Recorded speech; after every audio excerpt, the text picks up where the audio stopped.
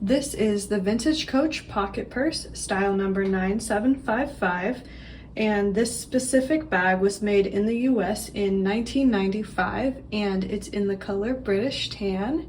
And what's great about this bag is that it's in really nice condition. It looks to me like it was probably never used, so I would say it's in basically like new condition, so that's always nice to find. And what's also great about this bag is that it can be carried as a clutch, just like so, or you can attach the shoulder strap to the sides here, and then you could wear it as a shoulder bag. So you've got those two options, which is really nice. Here's what it would look like with the strap attached, and it is a non-adjustable strap, so you could use it as a shoulder bag this way. So I'll go ahead and show you the bag itself now. So here's the front. As you can see, it's got a turn lock closure.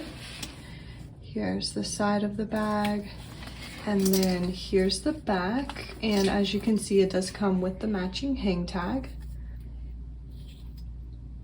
And it's also got a back slip pocket, which is nice. So you could probably fit a phone back there. And I'll go ahead and show you now when we open the bag.